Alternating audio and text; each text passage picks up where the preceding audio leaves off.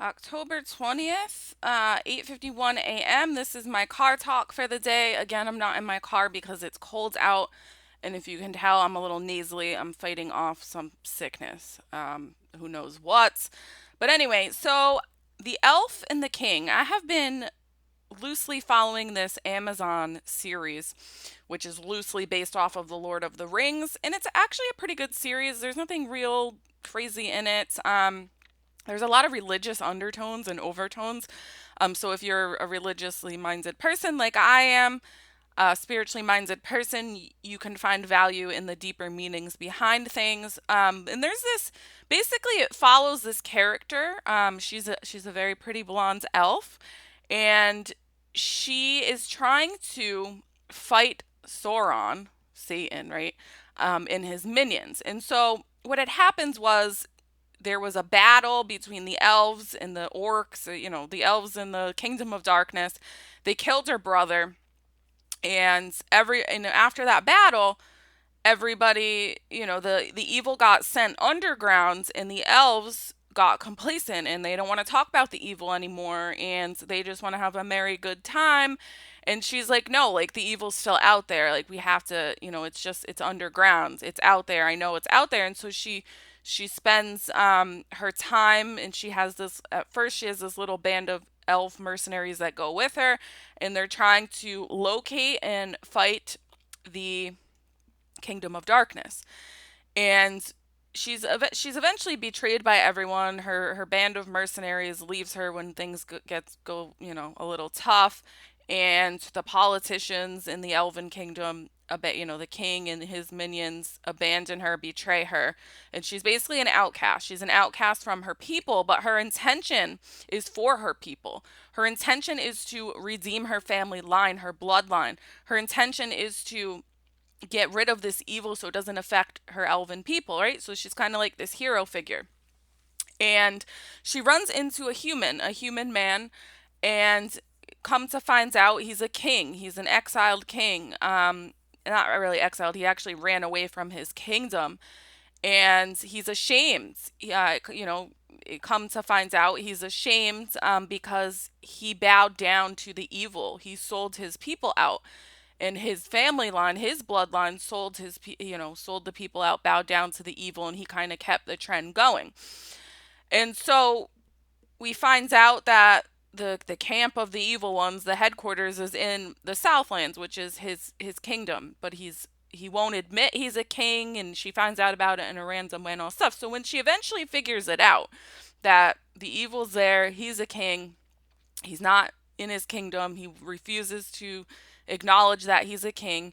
She goes on this campaign to try to convince him because she needs allies. She needs an army because everybody's left her.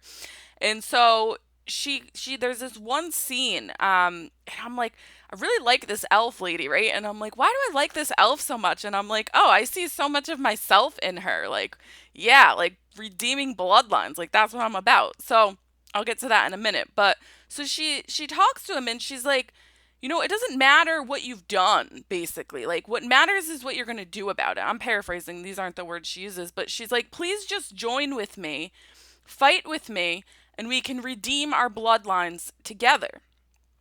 And I just want to say, like, it was just an astonishing, it's just what I needed to hear in the moment in a weird way. Because it can get lonely if you're like the only one, which is what I want to talk about right now. Most people watching this that follow me, like, are the only ones. And so you've been abandoned, you've been betrayed, all this stuff. But we are the elves and the kings. We are the elf or we are the king. Sometimes, like the king did, we bow down to the evil and bring problems upon our bloodlines. Sometimes, like the elf, we are kinds of just products of our environment, and our family has done wrong and things like this, or whatever. So we are the elves and we are the kings. And really, like, so I laugh when people come on my channel and they're like, you're gonna do great things. Like, I don't know what that means to you, but if that means like traveling the world and evangelizing and convincing all these people to be Catholic, that's not what I'm gonna do. So thanks anyway, but I'm gonna run my mouth from YouTube, and if that goes around the world, that's great. But no, my mission is very, very clear. It's been made very, very clear to me my whole life. My mission is to redeem my bloodline. That is clear. And people don't really get that. A lot of people, oh, you're so obsessed with your ancestry and all stuff. Yeah, because I have to redeem my bloodline. And so I have found myself like the elf many times in my life trying to convince other people to go on this journey with me, to combat the forces of darkness, to redeem their bloodlines. And the problem is people don't want to name things. They don't want to call it out. And this is why modernism is so dangerous. If we don't admit we need to redeem our bloodlines, then we won't. If we don't admit we have to we have a problem with ourselves, then we're not going to fix it. We're not going to battle the forces of darkness. And this is the trickiness of Satan, right? And so I have to name these things in my life. Like, my mom's a junkie. And she abandoned me. My dad, I love him dearly, didn't take me to make my first communion. Married a Protestant woman. Had children with a Protestant woman who and didn't baptize them in the faith. Didn't pass on the faith. Okay, so I have to name these things, and then what do?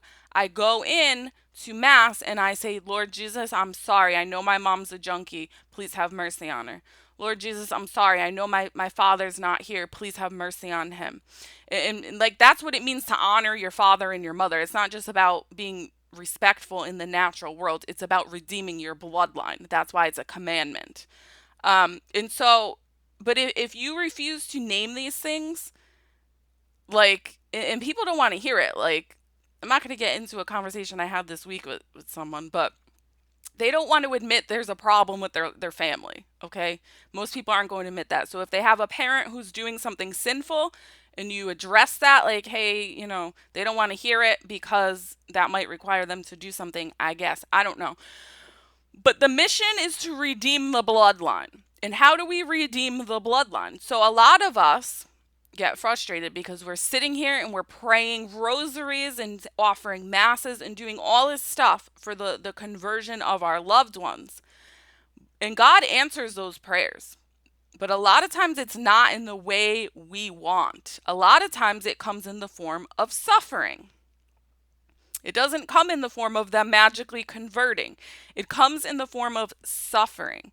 So for example, if you're praying for the conversion of, um, I don't know, I'll just give you an example of what happened in my life this week. I pray frequently for the conversion of a family member.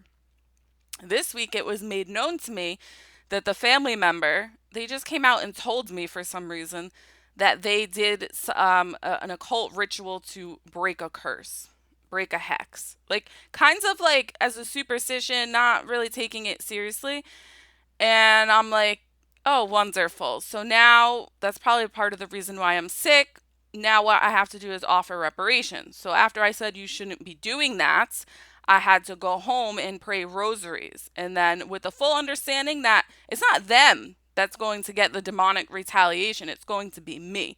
But that's what we're called to do. Stand in the gap. Make up for their stupidity. And so part of that suffering, and so obviously I had to pray for their conversion and things like that. And as part of that, God will send suffering.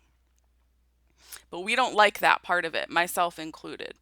Um, we don't like sometimes the way God answers prayers, because instead of magically converting them and they're just going to waltz into mass and go to confession and be this big practicing Catholic and walk nicely, dance right into heaven, instead of it going like that, which is how we want it to go, he sends us sickness.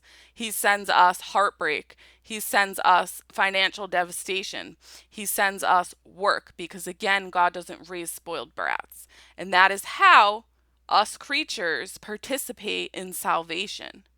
That is how we redeem our family bloodlines, by fighting back That is how we fight back the forces of darkness, the Sauron, if you will. Joan of Arc Media out.